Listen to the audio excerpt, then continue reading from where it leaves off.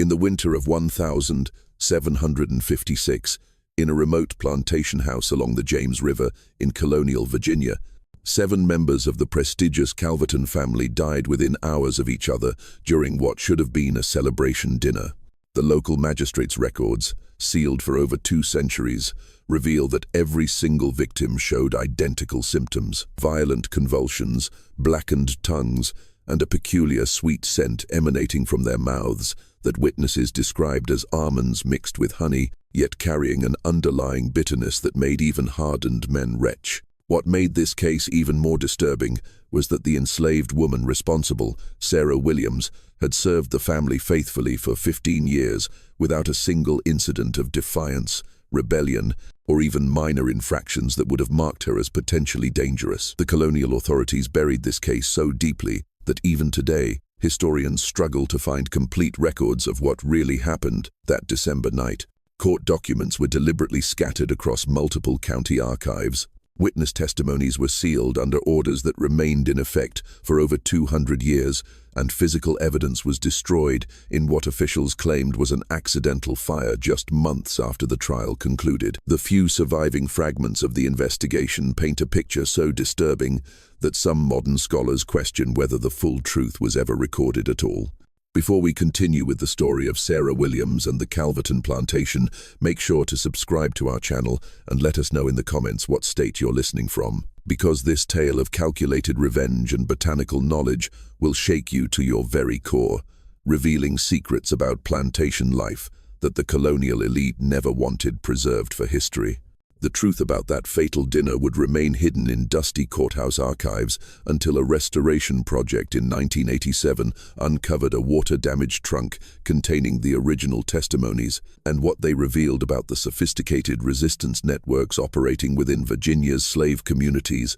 was far more terrifying to the established order than anyone had imagined. The Calverton plantation sprawled across 3,000 acres of fertile tobacco fields in Charles City County, Virginia, where the James River curved through the countryside like a brown serpent, carrying the wealth of the colonies toward the Atlantic. In 1756, this was the beating heart of colonial Virginia's tobacco empire, where vast fortunes were built on the backs of enslaved Africans and the humid climate that made the golden leaf flourish under careful cultivation. The plantation represented everything that colonial Virginia aspired to become: a successful transplantation of English aristocratic ideals onto American soil, powered by forced labor and sustained by the brutal efficiency of human bondage. The plantation house itself stood as a testament to English architectural ambition, transported to the New World. An imposing brick Georgian mansion with twin chimneys and 12 symmetrical windows that gazed out over endless rows of tobacco plants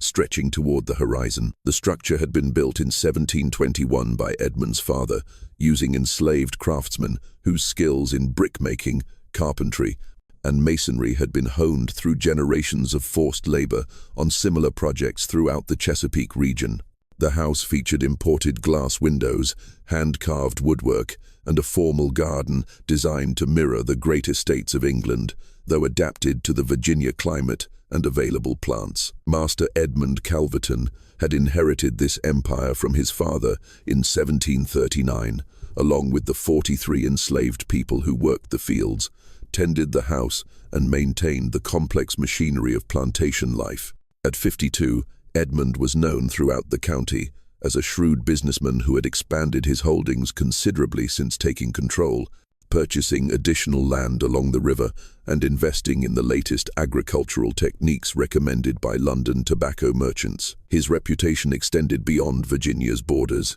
His tobacco commanded premium prices in English markets, and his plantation served as a model that other colonial planters visited to study his methods. His wife Margaret came from the prestigious Randolph family of Richmond, one of the oldest and most influential families in colonial Virginia. Her marriage to Edmund in 1729 had been as much a business arrangement as a romantic union, bringing together 2 powerful plantation dynasties and consolidating control over tobacco trade routes along the James River. Margaret had brought with her both extensive social connections throughout Virginia's planter elite and a substantial dowry that had funded the plantation's expansion into rice cultivation along the river bottoms, diversifying the Calverton holdings and providing additional sources of income during years when tobacco prices fluctuated. The Calverton household in the winter of 1756 included Edmund and Margaret, their 3 children,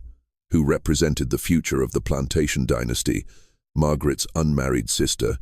who served as companion and assistant in managing household affairs, and Edmund's business partner, whose financial connections had become crucial to the plantation's continued expansion. Thomas, aged 24, had recently returned from 3 years of education in London, where he had studied the latest agricultural innovations and business practices that English planters were implementing in their Caribbean sugar colonies. His exposure to these new ideas had created tension with his father, who preferred traditional Virginia methods that had proven successful for decades. Catherine, aged 21, embodied the carefully cultivated refinement that plantation families used to distinguish themselves from smaller farmers and urban merchants. She had been educated by private tutors in music, French, and the domestic arts that would make her an attractive marriage prospect among Virginia's planter aristocracy. Her engagement to Richard Peyton, son of a wealthy Richmond tobacco merchant, represented another strategic alliance that would further strengthen the Calverton family's position in colonial Virginia's complex web of commercial and social relationships. Young Edmund Jr., aged 16, was being groomed to eventually inherit and manage the plantation. Though his education had been complicated by what his parents considered dangerous tendencies toward egalitarian thinking picked up from interactions with Quaker merchants who occasionally visited the plantation on business, his father had grown increasingly concerned about his son's apparent sympathy for the enslaved people under their control, viewing such attitudes as both morally misguided and potentially threatening to the family's economic foundation. Margaret's sister, Patience Randolph, aged 38, had never married due to a scandal in her youth involving inappropriate attention to an overseer on her father's plantation. She had found refuge with the Calvertons, where she served as household manager and companion to Margaret, though her presence was a constant reminder of how quickly social standing could be lost through poor judgment or unfortunate circumstances. Colonel James Hartwell, Edmund's business partner and frequent houseguest, controlled the shipping networks that carried Calverton tobacco to European markets. His connections with London merchants and his ownership of several vessels had made him indispensable to the plantation's profitability, though his relationship with the family was complicated by his obvious attraction to the widowed Patience and his increasing influence over plantation business decisions that Edmund sometimes resented. Among the enslaved population, Sarah occupied a unique position as head cook and kitchen supervisor, a role that gave her unusual authority and responsibility within the plantation's rigid hierarchy. Born around 1720 what is now Angola, she had been captured during tribal warfare and sold to Portuguese slave traders operating along the West African coast. Her journey to Virginia had taken her first to the Caribbean, where she had spent 2 years on a sugar plantation in Barbados, before being purchased by a Virginia tobacco merchant who recognized her potential value as a skilled domestic worker. Her African name had been lost to history, replaced by the Spanish Sarah Hope, given to her by the Barbados plantation owner, who had briefly held her before selling her to Virginia buyers seeking experienced house servants. The name carried cruel irony, as Hope was precisely what the slave system was designed to destroy. Yet Sarah had somehow maintained not just hope, but the intelligence and determination to act on it in ways that would ultimately terrify her oppressors. What made Sarah remarkable within the enslaved community was not just her culinary skills,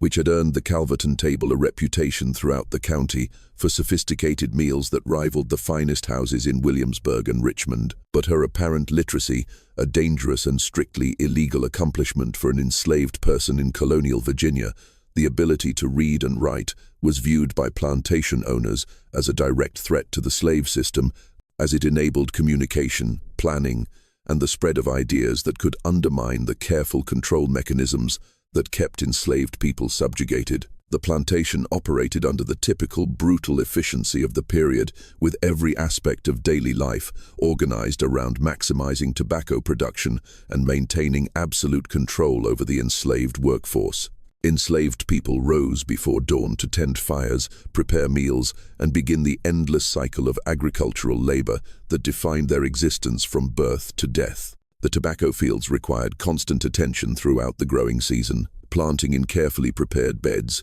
transplanting seedlings, weeding, topping, harvesting, and the complex process of curing the leaves in specially constructed barns where temperature and humidity had to be maintained within precise ranges to produce the high-quality leaf that commanded premium prices in European market. During the winter months, when fieldwork slowed, enslaved people repaired tools, processed food for storage, prepared materials for the next planting season, and performed the countless maintenance tasks required to keep the plantation operating efficiently. This seasonal rhythm had continued unchanged for decades, creating routines and expectations that both enslaved people and their owners relied upon for predictability and control. Punishments for infractions were swift and severe, administered either by Edmund himself or by his overseer Jeremiah Cook, a harsh man who had earned a reputation throughout the county for creative cruelties that served as examples to other enslaved people,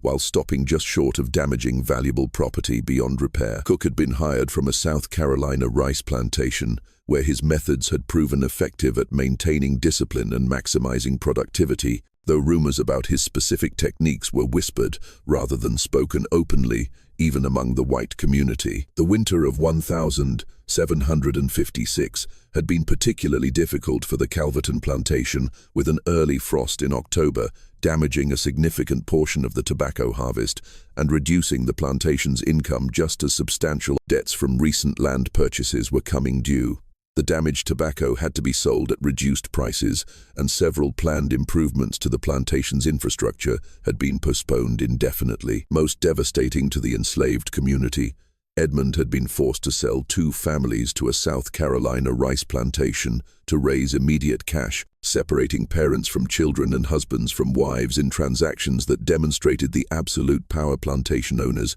held over every aspect of enslaved people's lives. The remaining enslaved community watched these separations with the resigned horror of people who understood their own vulnerability to such arbitrary destruction. Families that had been together for years could be broken apart with a single business decision, and the knowledge that similar sales might be necessary in the future created an atmosphere of constant anxiety and desperation that permeated every aspect of daily life on the plantation. In the weeks leading up to December, tensions in the Calverton household had been building to dangerous levels. Thomas Calverton had returned from his studies in England with expensive tastes and radical ideas about plantation management that conflicted sharply with his father's traditional methods and conservative approach to change. He had proposed implementing new techniques he had observed on Caribbean sugar plantations, including more intensive cultivation methods and the purchase of additional enslaved people to expand production. But his plans required capital investments that the plantation's current financial situation made impossible. Catherine's engagement to Richard Peaton had become a source of stress rather than celebration, as the marriage negotiations had stalled over financial arrangements, complicated by the plantation's reduced circumstances and uncertainty about future tobacco prices. The Peaton family was demanding guarantees about dowry payments and inheritance provisions that Edmund was reluctant to provide, given his current financial pressures, while Catherine herself had begun to express doubts about marrying into a merchant family that she considered beneath her socialization. Young Edmund Jr. had been caught several times fraternizing with enslaved children his own age, a behavior that his father considered both inappropriate and potentially dangerous to the family's authority and the plantation's disciplinary structure. The boy's apparent sympathy for enslaved people and his questions about the morality of slavery had alarmed his parents, who feared that such attitudes could undermine their ability to maintain control over their workforce and could damage the family's reputation among other planter families. The 15th of December, 1756 756 dawned grey and bitter cold, with frost coating the bare branches of the massive oak trees that lined the quarter-mile drive leading to the Calverton mansion. The temperature had dropped during the night to levels that threatened the winter vegetables still growing in the plantation's gardens, and enslaved people had risen even earlier than usual to tend fires and protect valuable food stores from freezing. Inside the great house, preparations were underway for what Edmund had declared would be a celebration dinner to mark the end of the harvest season and to discuss important family business with Colonel Hartwell, whose shipping connections and financial advice had become crucial to the plantation's survival during these difficult economic times. Sarah had spent 3 full days preparing for this dinner, which she understood from overheard conversations to be more significant than the usual family meals. The dinner would serve multiple purposes, celebrating the completion of another tobacco season despite its disappointing results, discussing strategies for improving the plantation's financial situation and making important decisions about the family's future that would affect every person living on the plantation, enslaved and free alike. She had supervised the slaughter of a prize pig that had been fattened specifically for this occasion, directed the preparation of preserved vegetables from the plantation's extensive gardens, and even requested special spices from the locked pantry, where Margaret Calverton stored the precious imported seasonings that distinguished elite plantation cuisine from the simpler fare of smaller farmers. The menu had been planned to showcase the best of the plantation's production while demonstrating the sophisticated cooking techniques that had made Sarah's reputation throughout the county. The planned meal included roasted pork with complex herb stuffing made from sage, thyme, and other herbs grown in the plantation's garden, sweet potato pudding flavored with molasses and spices, cornbread made with the finest cornmeal and enriched with eggs and butter, winter greens cooked with bacon and seasoned with vinegar, and a special rice pudding flavored with vanilla and cinnamon that required expensive imported ingredients and careful preparation techniques that few cooks in colonial Virginia had mastered. In her testimony, later recorded by Magistrate William Braddock, Sarah described the day's preparations with remarkable precision and attention to detail that demonstrated both her intelligence and her careful observation of everything happening around her. She had risen at 4 the morning to begin the slow roasting of the pork, carefully tending the fire in the kitchen's massive hearth and adjusting the spit to ensure even cooking throughout the long day ahead. The kitchen itself was a substantial separate building connected to the main house by a covered walkway, a common arrangement designed to reduce the risk of fires spreading to the main residence, while also providing a buffer zone that separated the domestic labor of enslaved people from the refined living spaces of the white family. This physical separation between kitchen and main house would later prove crucial to understanding how the poisoning occurred without affecting any of the kitchen staff or other enslaved people who had access to the food during its preparation. The walkway that connected the buildings created opportunities for observation and intervention that a fully integrated kitchen would not have provided, while the separate building meant that cooking smells, heat, and the constant activity of food preparation remained isolated from the family's living areas. As the afternoon wore on, Sarah noticed several unusual occurrences that she would later recall with disturbing clarity during her interrogation. Master Edmund had visited the kitchen twice, something that rarely happened under normal circumstances, each time engaging her in conversation about the evening's menu and asking specific questions about ingredients, preparation methods, and timing that seemed to go beyond mere curiosity about the meal. His questions had focused particularly on the spices being used and the exact schedule for serving each course, details that had never concerned him during their 15 years of working relationship. Margaret Calverton had also made an unprecedented appearance in the kitchen during the afternoon,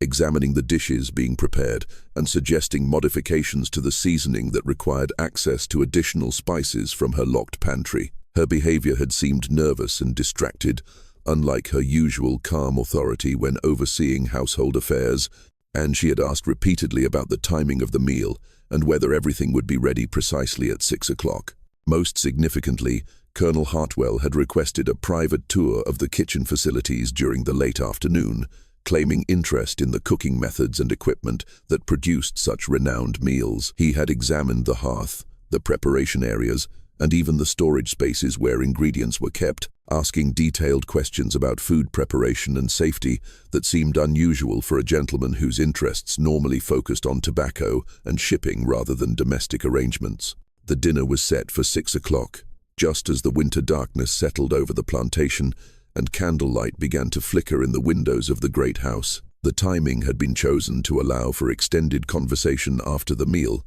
when business matters could be discussed without the formality that characterized daytime meetings between planters and their associates. The family and their guest gathered in the formal dining room, a grand space dominated by a mahogany table imported from England that could seat 12 people, though tonight only 7 chairs had been arranged in the precise pattern that reflected the social hierarchy of colonial Virginia plantation society. The news of what quickly became known throughout Charles City County as the Calverton Massacre sent shockwaves through the entire colonial Virginia plantation system, challenging fundamental assumptions about the security and stability that white planters had built their lives around. Within hours of Jupiter's frantic midnight ride to summon the magistrate, armed men from neighboring plantations had surrounded the Calverton buildings, and every enslaved person on the property was placed under heavy guard while investigators attempted to understand what had happened in that elegant dining room and whether the incident represented an isolated act of rebellion or part of a broader conspiracy that threatened the entire regional slave system. Magistrate William Braddock arrived at the plantation before dawn on the 16th of December, accompanied by Dr. E. Samuel Hayes, the county's only trained physician, and Reverend Thomas Whitfield, who served both as spiritual counselor and unofficial coroner for unexplained deaths in the rural areas where professional medical examination was rarely available. What they found in the dining room defied their limited understanding of poison and medicine, presenting symptoms and evidence that challenged everything they thought they knew about the capabilities and knowledge of enslaved people. The 7 bodies lay in various positions where they had fallen during their final moments, their faces contorted in expressions of agony that spoke to the intensity of their suffering, but with none of the typical signs of the common poisons known in colonial Virginia. There was no foaming at the mouth, no obvious discoloration of the skin, and no evidence of the violent vomiting that characterized most cases of accidental poisoning from contaminated food or deliberate poisoning with substances like arsenic or mercury that were occasionally used in domestic murders. What struck all the investigators immediately was the distinctive blackening of the victims' tongues and the lingering sweet almond scent that still permeated the room hours after the deaths had occurred. Dr. Hayes, whose medical training consisted primarily of a 7-year apprenticeship with a physician in Williamsburg and extensive study of European medical texts, was particularly puzzled by these symptoms, which matched descriptions he had read of certain exotic poisons derived from plants found in tropical climates, but nothing in his experience with colonial Virginia medicine had prepared him free or this systematic execution of an entire family. The investigation that followed over the next several weeks revealed the complex web of relationships, resentments, and desperate circumstances that had been building within the Calverton plantation community for months or even years before reaching its deadly culmination. Under aggressive and often brutal questioning by Magistrate Braddock, who understood that the security of the entire slave system might depend on uncovering the full scope of whatever conspiracy had made this mass murder possible. Several enslaved people reluctantly provided testimony that painted a disturbing picture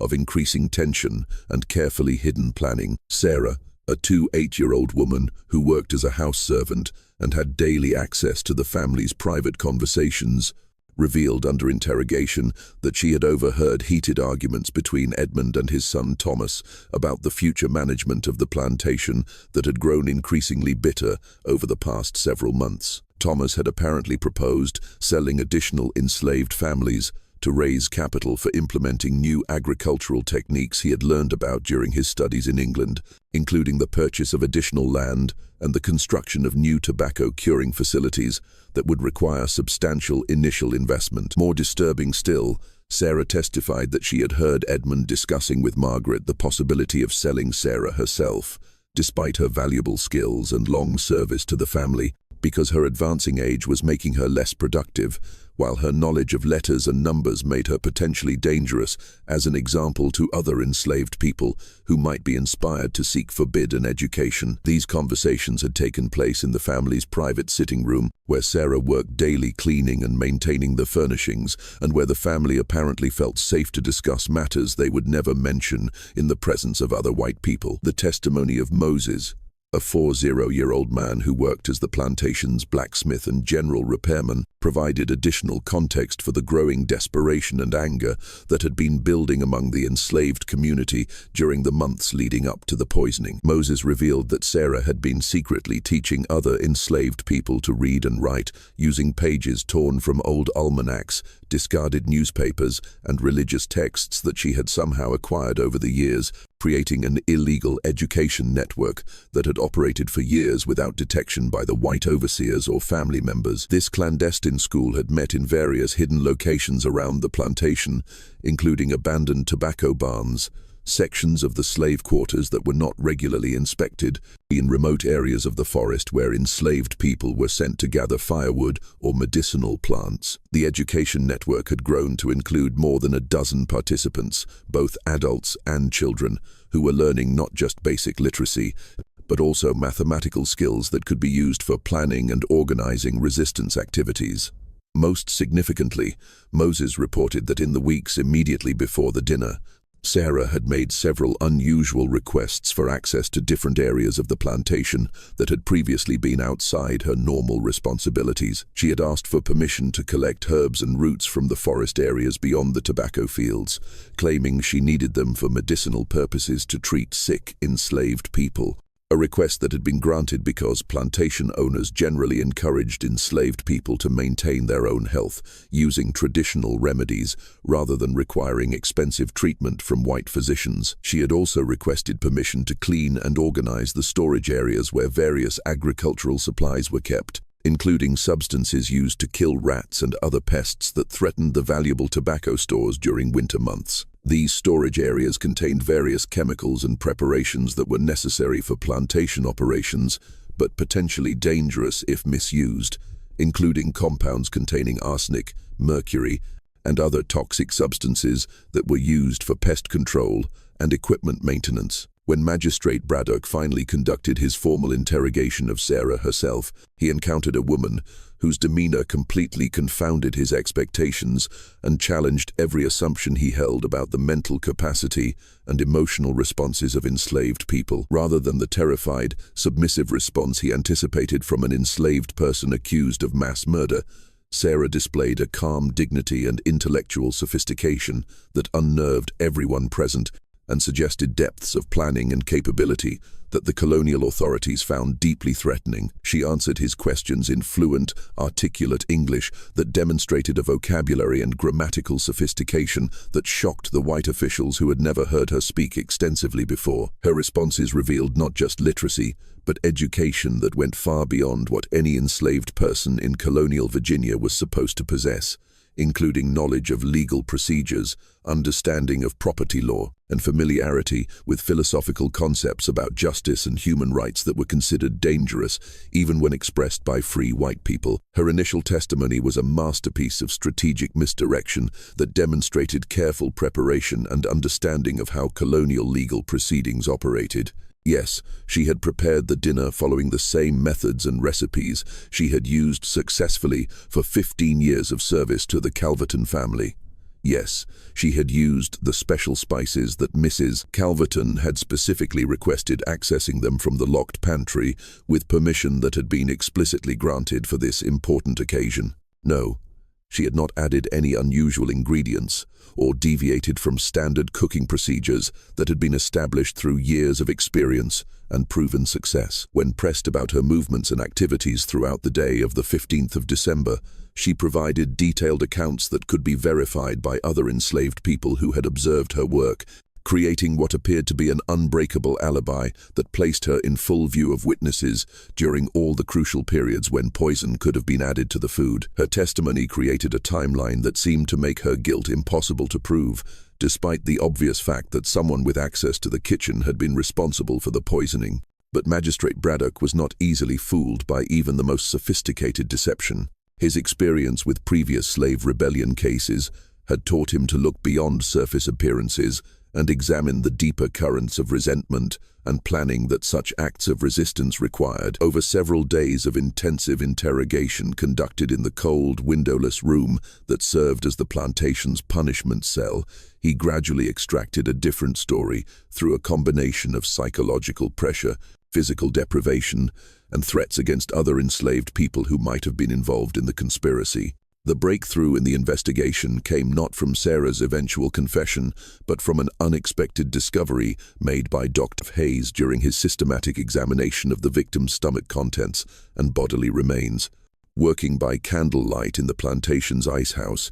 where the 7 bodies had been moved to slow decomposition while the investigation proceeded, Hayes detected traces of a substance he initially couldn't identify. Small brownish fragments that had a distinctly bitter taste when carefully sampled and that produced the same distinctive almond odor that had permeated the dining room. The discovery of these physical fragments provided the first concrete evidence of how the poisoning had been accomplished,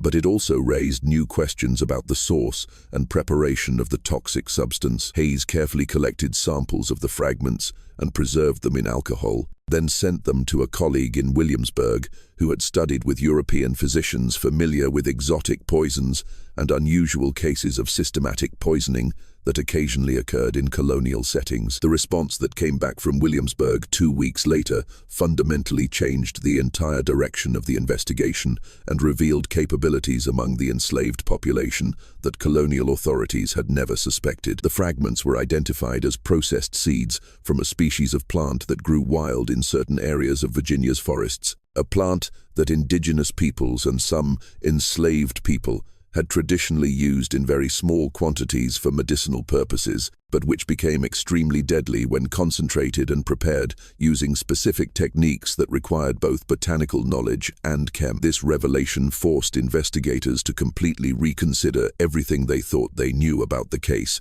and about the intellectual capabilities of the enslaved people under their control. Sarah hadn't simply added a readily available poison to the food in a moment of desperate rage or emotional breakdown. She had spent months, perhaps years, developing the specialized knowledge and sophisticated technique necessary to create a lethal toxin from indigenous plants, a process that required not just access to botanical information, but also the ability to experiment with different preparations, test various dosages on small animals, and perfect preparation methods that would be effective against humans,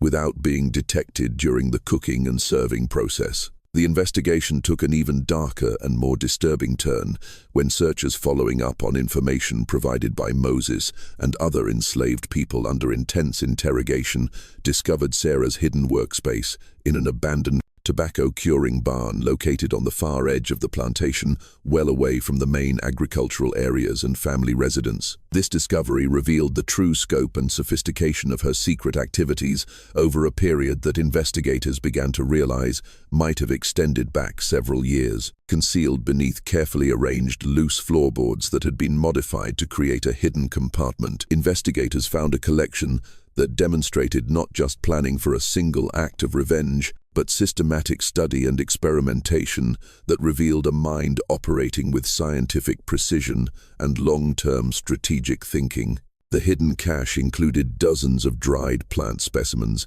each carefully labeled with notations written in a mixture of English letters and what appeared to be African symbols that none of the white investigators could decipher. The plant collection included not just the species that had been used in the fatal poisoning, but samples of numerous other potentially dangerous plants native to Virginia, along with detailed notes about their properties, preparation methods, and effects when tested on small animals. Some specimens were accompanied by precise measurements, indicating dosages and concentration techniques, while others included observations about seasonal variations in plant toxicity and optimal harvesting times for maximum potency. Most shocking of all was the discovery of a handwritten journal that documented years of careful experimentation and study, written in surprisingly sophisticated English that demonstrated not just literacy but scientific methodology that rivaled the work of trained European botanists. The journal contained detailed observations about plant preparation techniques,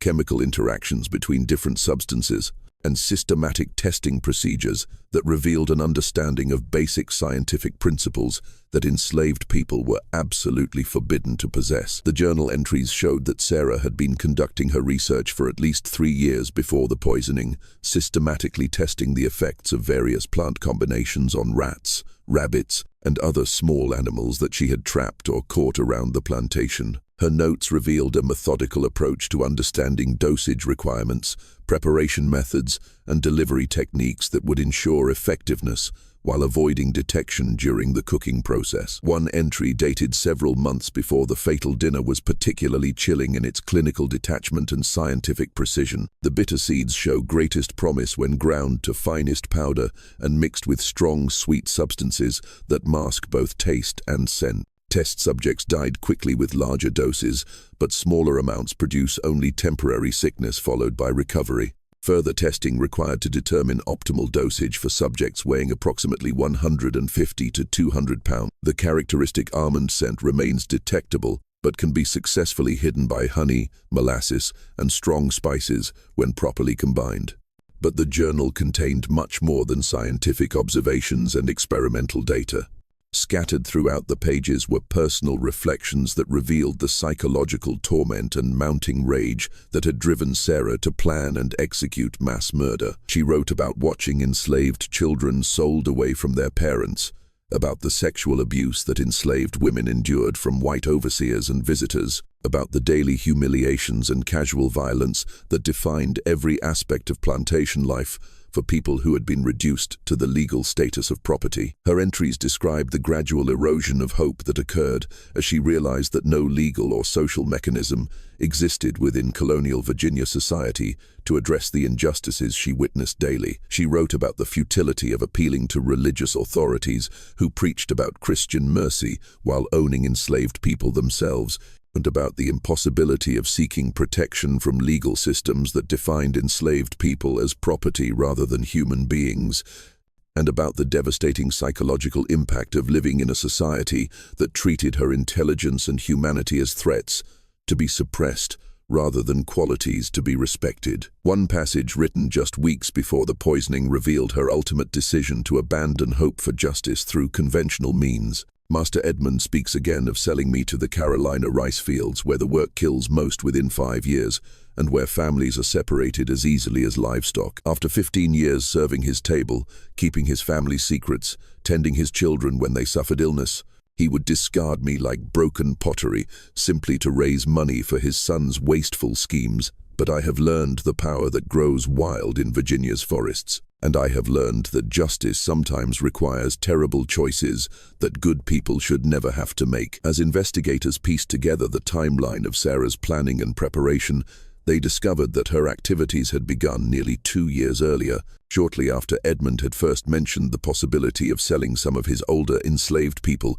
to improve the plantation's financial situation and invest in new agricultural equipment. She had used her position as head cook to gradually collect information about the family's routines, their dietary preferences, their schedules for important gatherings, and the timing of business meetings that would bring together all the family members whose decisions controlled the fate of everyone living on the plantation. Just when we thought we'd seen it all, the horror in the Calverton plantation intensifies beyond anything we could have imagined. If this story is giving you chills, share this video with a friend who loves dark mysteries. Hit that like button to support our content, and don't forget to subscribe to never miss stories like this. Let's discover together what happens next in this tale of calculated revenge that shook colonial Virginia to its very foundation and revealed the sophisticated resistance networks that had been operating in secret throughout the slaveholding regions. The choice of the 15th of December for the poisoning had been carefully calculated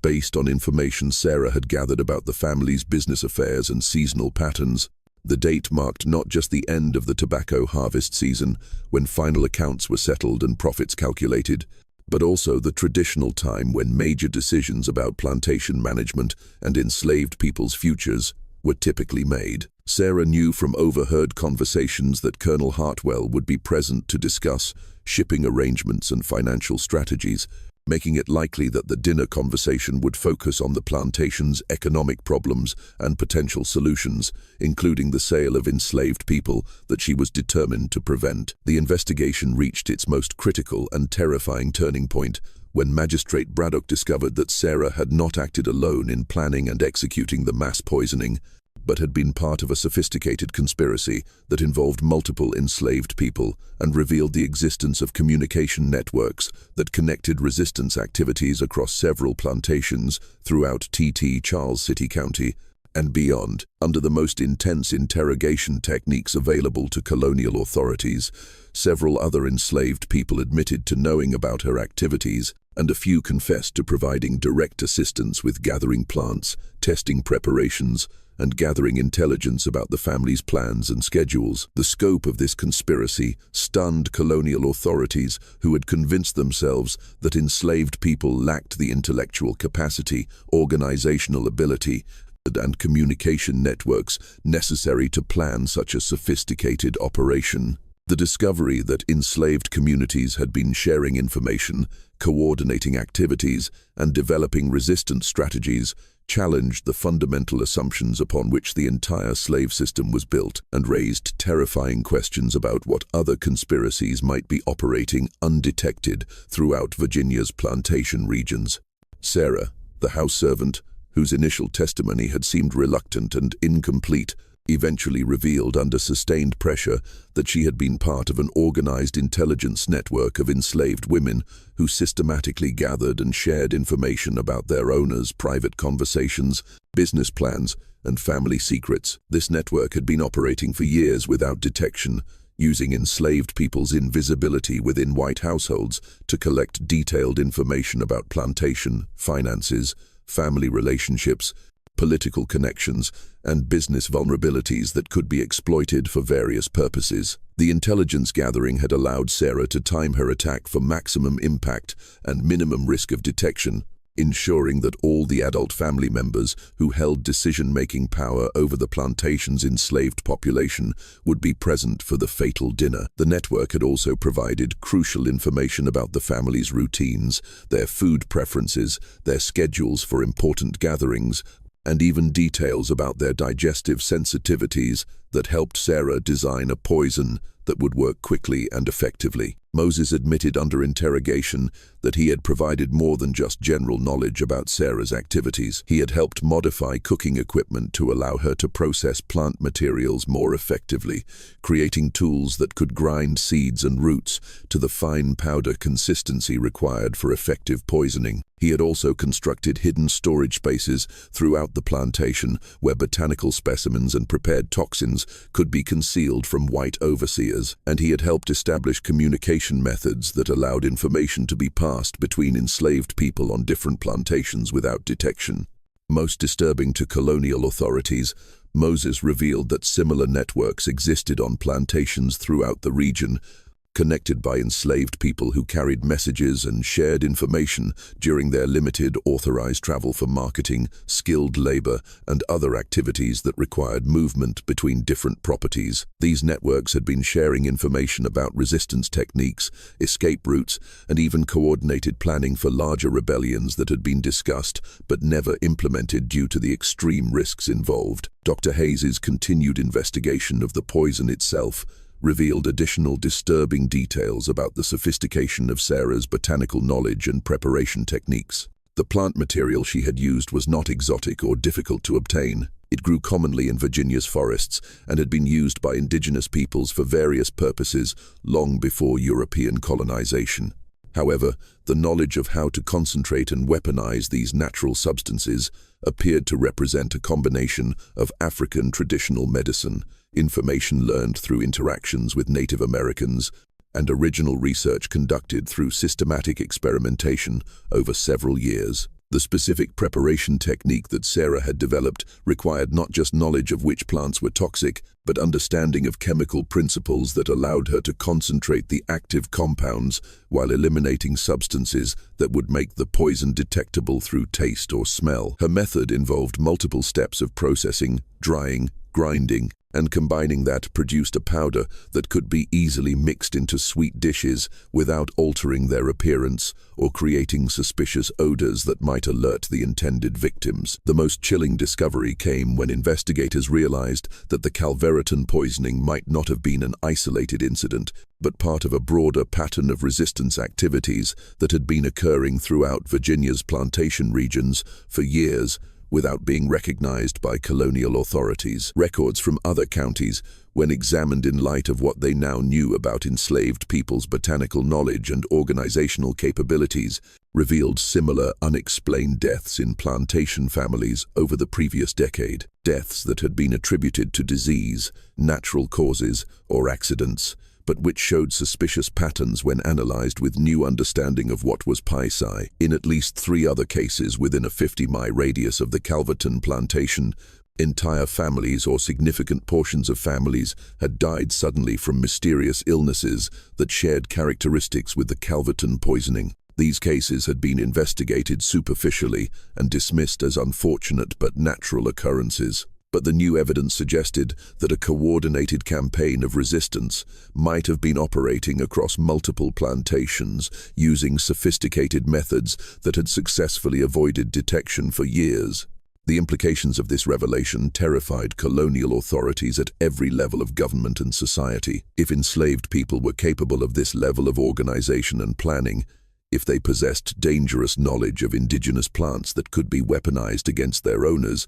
and if they had established communication networks that allowed coordination of resistance activities across multiple plantations, then the entire foundation of Virginia's slave-based economy was under threat in ways that no one had previously imagined. The final confrontation between Magistrate Braddock and Sarah took place on a cold January morning in 1757, nearly a month after the poisoning in the stone-walled punishment cell beneath the Charles City County Courthouse. By this time, the investigation had uncovered the full scope of the conspiracy, and Sarah understood that denial was no longer possible or useful. What followed was one of the most remarkable confessions in colonial Virginia's legal history, a detailed account of planning, motivation, and execution that revealed not just the facts of the crime, but the psychological and social forces that had driven a human being to such desperate and calculated action. Sarah's confession began not with the night of the fatal dinner, but with her childhood in Angola, where she had learned about plants and their properties from the women in her village who served as healers, midwives, and keepers of traditional knowledge that had been passed down through generations. She described her capture during a raid by rival tribes allied with Portuguese slave traders, the horror of the Middle Passage, where she had watched fellow Africans die from disease, despair, and the brutal conditions aboard the slave ships, and her early years in the Caribbean and Virginia, where she had gradually realized that the knowledge her grandmother had taught her about healing plants could be adapted for very different and more terrible purposes. She spoke with quiet dignity about watching other enslaved people suffer and die from overwork, disease, and brutal punishment, and of her growing understanding that the legal and social systems of colonial Virginia offered no protection, justice, or hope for people like her who had been reduced to the status of property. The decision to learn reading and writing had been the first step in her long journey toward rebellion. She had taught herself by studying discarded newspapers, religious texts, and account books, gradually developing the literacy that allowed her to document her botanical experiments and plan her ultimate act of resistance. The years of planning and preparation had been motivated not just by personal grievance against the Calverton family, but by a calculated decision to strike at the heart of the system that oppressed her entire community. By eliminating the entire Calverton family, including the children who would have inherited the plantation and continued its operations, she had sought to create chaos and uncertainty that might lead to the sale and dispersal of the enslaved community, potentially offering some individuals opportunities to escape to more favorable situations or even to freedom. Her choice of poison had been deliberate and deeply symbolic. Rather than using imported substances that would have pointed to outside assistance or exotic sources, she had used plants that grew in Virginia soil, processed with techniques that combined African traditional knowledge with careful observation and original experimentation conducted over several years. The poison represented a kind of indigenous resistance, The land itself turned against the colonizers, who had claimed ownership of both the earth and the people who worked it. The most haunting part of her confession was her description of the dinner itself and the emotions she had experienced while watching the family consume their final meal. She had observed the scene through the kitchen window, feeling no satisfaction or joy as her plan reached its culmination, but rather a profound sadness for the necessity of what she had done and the terrible choices that slavery had forced upon her. She had not acted from personal hatred of the Calverton family as individuals, but from recognition that they represented a system of oppression that could only be challenged through extreme measures that violated every moral principle she had been taught as a child. When Magistrate Braddock pressed her about the other enslaved people who had assisted her planning and execution, Sarah refused to provide names or details that might implicate them further, accepting full responsibility for the poisoning, even though investigators knew she had not acted entirely alone. This final act of protection for her community demonstrated the same careful calculation and strategic thinking that had characterized her entire approach to resistance, putting the welfare of other enslaved people above her own survival, even in the face of certain execution. The confession concluded with Sarah's reflection on the likely consequences of her actions and her hopes for their long-term impact on the struggle for freedom and justice. She understood that she would be executed as an example to other enslaved people, but she expressed hope that her resistance might inspire others to find their own paths to freedom, even if those paths required choices that no human being should ever have to make. She also predicted that colonial authorities would respond with increased repression and surveillance, but argued that such measures would only reveal more clearly the fundamental injustice and inherent instability of the slavery system. Sarah was executed by hanging on the 14th of February, 1757 inch, a public ceremony held in the Charles City County Courthouse Square that was designed to demonstrate the terrible consequences of slave rebellion to both enslaved and free populations throughout the region. The execution drew crowds from neighboring counties as colonial authorities used the occasion to send a clear message about the fate that awaited any enslaved person who dared to challenge the established order through violence or rebellion. The colonial government's response to the Calverton poisoning was swift, comprehensive, and severe, involving new laws and regulations that fundamentally changed how plantation security was managed throughout Virginia. New legislation restricted enslaved people's access to forested areas where toxic plants could be gathered,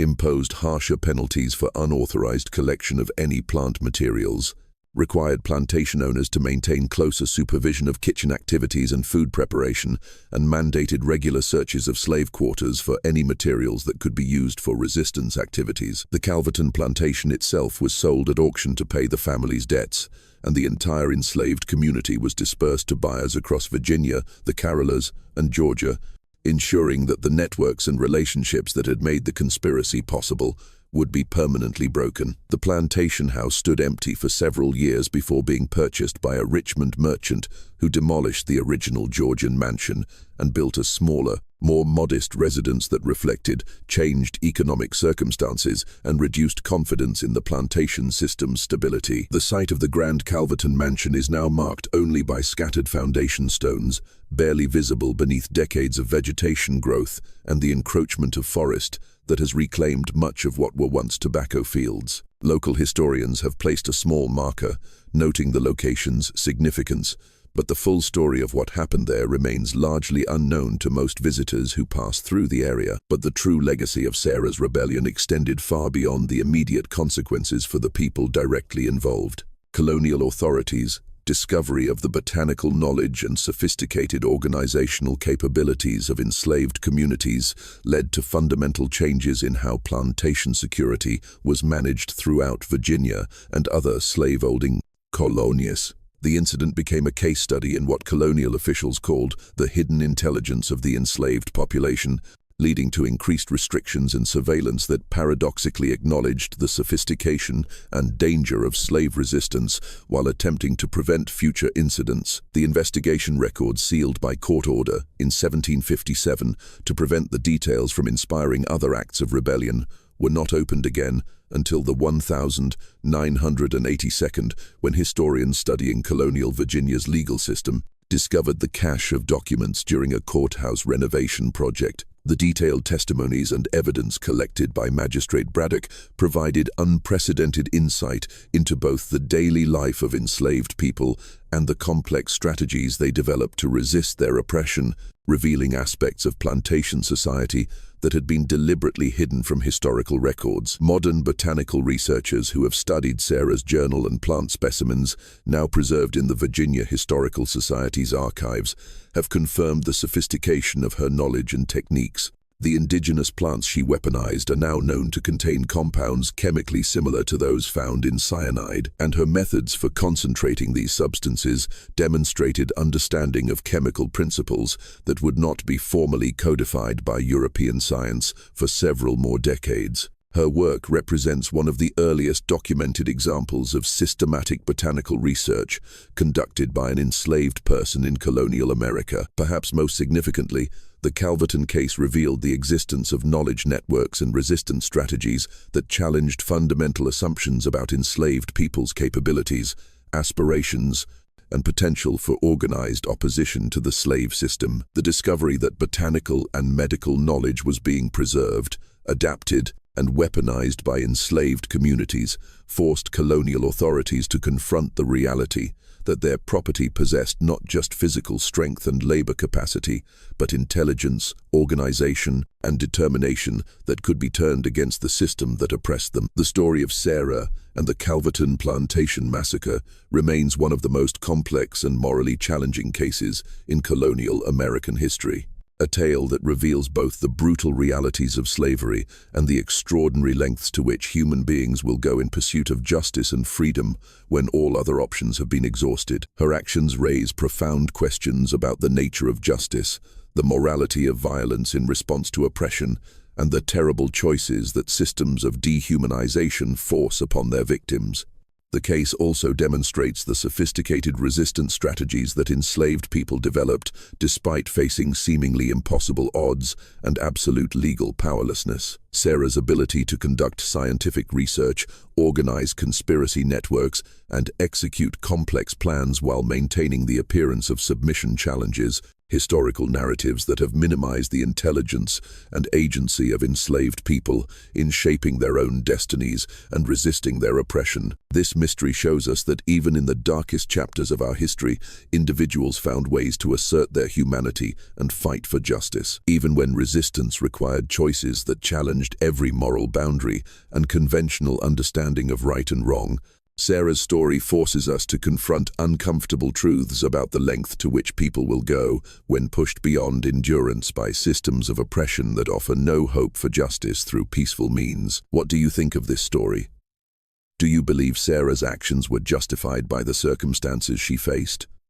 Or do you think there might have been other ways to resist the injustices of slavery? Do you think her scientific knowledge and planning abilities have been accurately represented in historical accounts of slave resistance? Leave your comment below and share your thoughts about this complex tale of rebellion, revenge, and the search for justice in impossible circumstances. If you enjoyed this historical mystery and want more stories like this that explore the hidden corners of American history and the untold stories of people who fought against oppression, subscribe, hit the notification bell, and share with someone who loves dark historical mysteries that challenge our understanding of the past. See you in the next video.